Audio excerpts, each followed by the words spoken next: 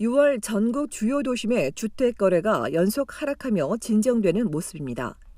지난 3월 정점을 찍은 이후 석 달 연속 거래가 줄고 있는 온타리오주 토론토의 지난달 거래량은 11,106채입니다.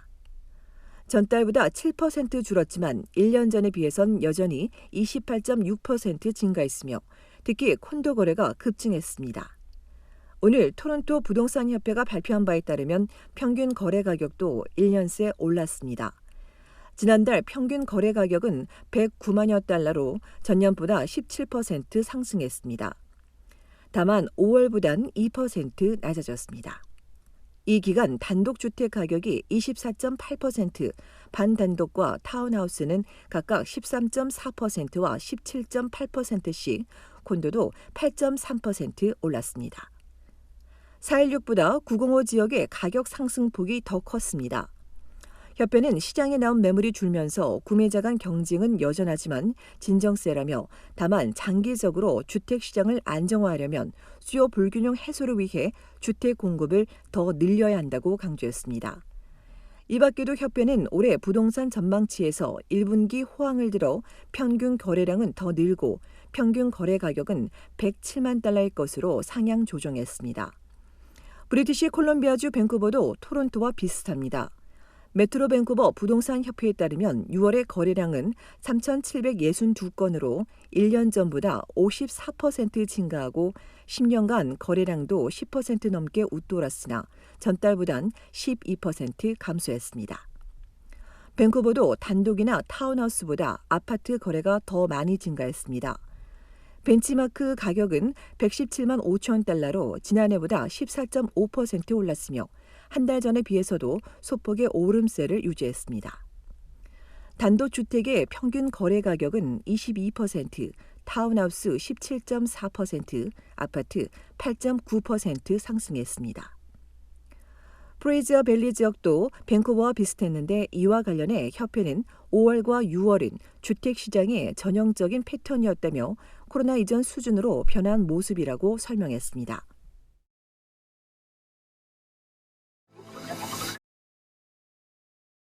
온타리오주 토론토시의 2차 접종률이 50%를 돌파했습니다. 시민의 절반인 140만여 명이 코로나19 백신 2차까지 접종을 끝냈습니다. 어제까지 성인 기준 토론토의 1차 접종률은 77.5%, 2차 접종률은 51.9%입니다.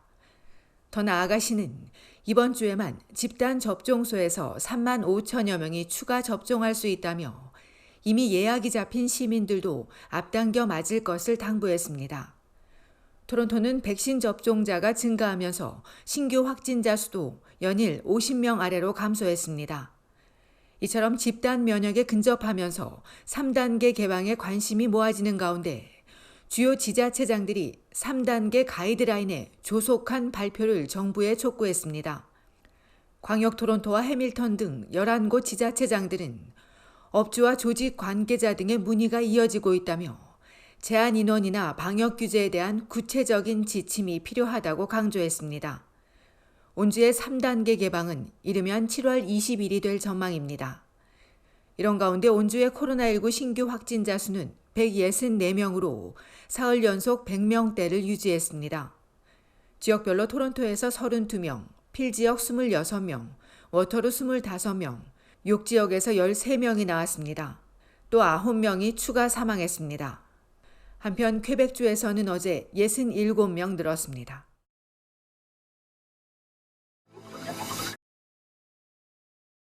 캐나다 최초로 원주민 출신의 연방총독이 탄생했습니다. 30번째 연방총독으로 전 덴마크 주재 캐나다 대사였던 메리 사이몬이 임명됐습니다.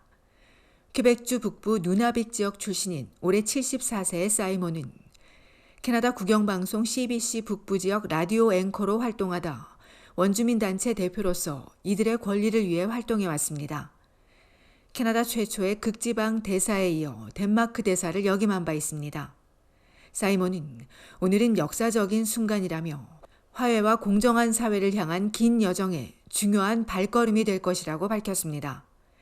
이어 과거 기숙학교의 잔악 행위를 인정하고 추모하며 이를 수용해 치유될 수 있도록 최선의 노력을 다할 것이라고도 덧붙였습니다. 사이몬은 여성으로는 5번째로 연방 총독에 취임하게 됩니다.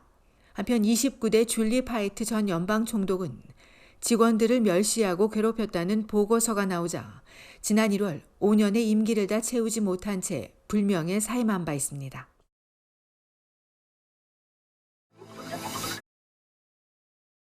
온타리오주 정부가 서비스 온타리오의 온라인 업무를 확대하고 있습니다. 코로나 시대에 맞춰 접촉을 최소화하고 오래 기다리는 불편을 없애기 위한 방안입니다.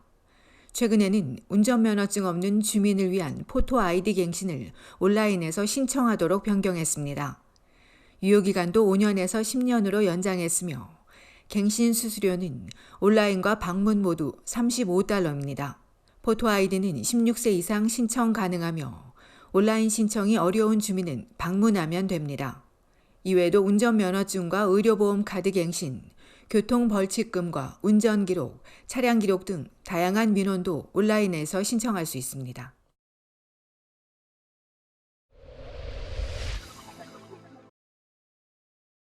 캐나다 한인여성회가 인종차별과 혐오범죄에 대한 온라인 세미나를 진행합니다. 오는 23일 금요일 오전 10시부터 2시간 동안 진행되는 세미나에선 알아야 대처 가능한 인종차별, 혐오범죄에 대한 이해, 그리고 대한민국 국민으로서 받을 수 있는 도움이라는 주제로 각 분야의 실무자들이 실질적인 정보와 자료를 제공해 줄 예정입니다. 재외동포재단이 후원하고 주 토론토 총영사관과 토론토 경찰이 지원하는 이번 세미나에 참석을 원하는 한인은 온라인으로 사전 등록하면 됩니다.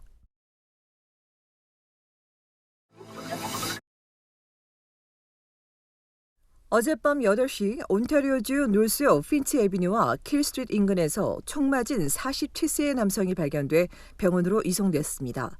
초기 중태였던 피해자는 다행히 호전되고 있는 것으로 알려졌으며 경찰이 사건 현장에서 목격된 것으로 보이는 한 명을 추적하는 한편 사건 현장에 담긴 동영상이나 목격자들의 제보를 요청했습니다.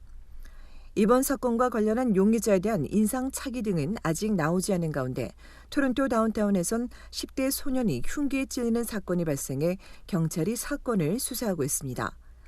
오늘 새벽 0시 13분쯤 베이와 던다스 인근에서 10여 명의 남성이 15세 소년을 상대로 절도 행각을 벌이는 과정에서 칼을 든 용의자가 피해자를 수차례 찔러 병원으로 이송됐으며 다행히 생명엔 지장이 없을 것으로 알려졌습니다.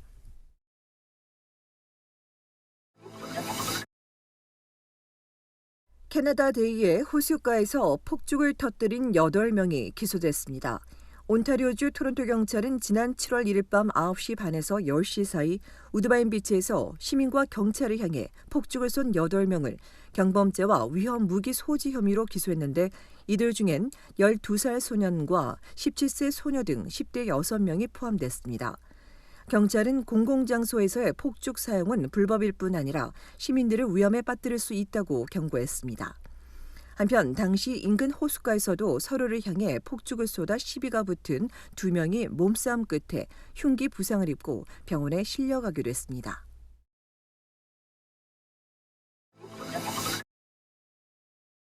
브리티시 콜롬비아주의 코로나19 신규 확진자 수가 1년 만에 최저치를 기록했습니다. 어제 BC주에서 확인된 신규 환자는 20명으로 지난해 7월 19일 이후 가장 낮은 수준이며 앞서 주말엔 각각 30명과 37명씩 늘었습니다.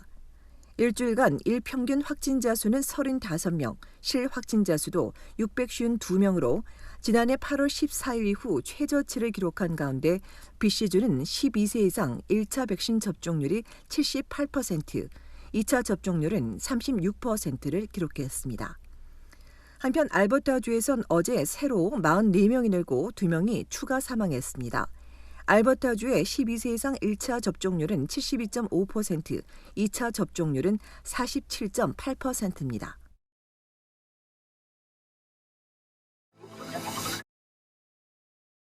앞으로 1년 동안 기업들의 채용은 증가하지만 몇몇 분야는 어려움이 예상됩니다. 연방중앙은행이 기업체를 대상으로 설문조사한 결과 전국 대부분의 기업은 코로나 방역이 완화되면서 더 빠른 매출 성장을 예상한다며 향후 12달 동안 코로나 이전 수준까지 채용을 늘려나갈 계획이라고 답했습니다. 그러나 식당 등 사람과 접촉이 많은 서비스 부문은 1년 만으론 이전 수준으로 돌아가기 어렵다고 응답했습니다.